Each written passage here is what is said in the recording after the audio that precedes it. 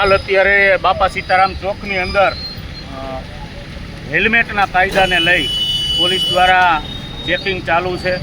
માણસોને જે લોકો હેલ્મેટ નથી પહેરીને નીકળ્યા એવા લોકોને દંડ આપી રહ્યા છે. પણ હું આ સરકારને કહેવા માગું છું કે રાજકોટના મવડી બાપા સીતારામ ચોકની અંદર આવેલા આ જે તરફાર જેવડા બુંગણ જેવડા ખાડાઓ કે જે જીવલેણ સાબિત થઈ શકે એવા ખાડાઓની અંદર સમારકામ નથી થઈ રહ્યું અને હેલ્મેટના કાયદાને લઈ અને પોલીસ અત્યારે લોકોને રોકી રહી છે.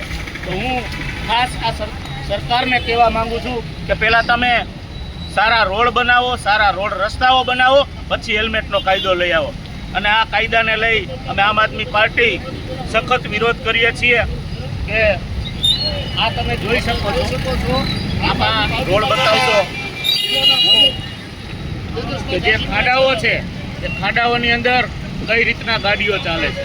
આ ફોર વ્હીલો પણ જમ્પ સુધી અડી જાય એવી પરિસ્થિતિ છે અને ભયંકર ખરાબ પરિસ્થિતિમાં રોડ છે. આપણે રાહદારીઓને પણ પૂછી કે શું ખરેખર તમને આ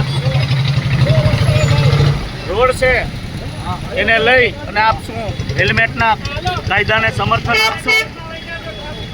ઘણા બધા લોકો બીકના મારીએ હેલ્મેટ પહેરી નીકળે છે. પણ હું આ સરકારને કહેવા માંગુ છું કે ખરેખર હેલ્મેટનો કાયદો સિટીની બહાર રાખવો જોઈએ, નહીં કે સિટીમાં.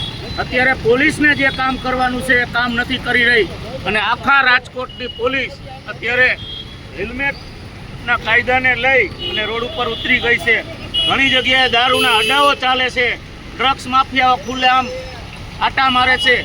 એવા લોકોને પકડવાના છે. એની જગ્યાએ જે લોકો હેલ્મેટ પહેરીને નથી નીકળ્યા એવા લોકોની અત્યારે દંડ કરી રહ્યા છે. તો હું વિનંતી કરું છું ગુજરાત સરકારને કે આ કાયદાને તાત્કાલિકના ધોરણે રદ કરવામાં આવે અને નવો હુકમ ફરમાવવામાં આવે કે આ દારૂની બોટલો પણ બાપા સીતારામ ચોકમાં પડી હોય છે. બરાબર.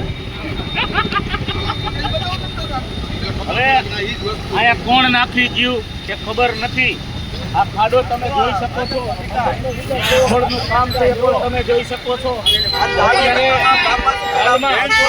ડામર ઉખડી ગયો છે એવી પરિસ્થિતિ. હજી કામ રોડનું પૂરું ન થયું હોય ત્યાં નવેસરથી કરવાનો થઈ જાય. હજી રોડ બનીને પૂરો થાય ત્યાં એમાં પાઇપલાઇન નાખવામાં આવે અને પછી સમારકામ કરવામાં નથી આવતું. ખૂબ મોટા પાયે ભ્રષ્ટાચાર થઈ રહ્યો છે. તો આ સરકારે પહેલાં ગુજરાતના સારા રોડ રસ્તા બનાવવાની તકેદારી લેવી જોઈએ, નહીં કે હેલ્મેટના કાયદાને લઈ આવવો જોઈએ.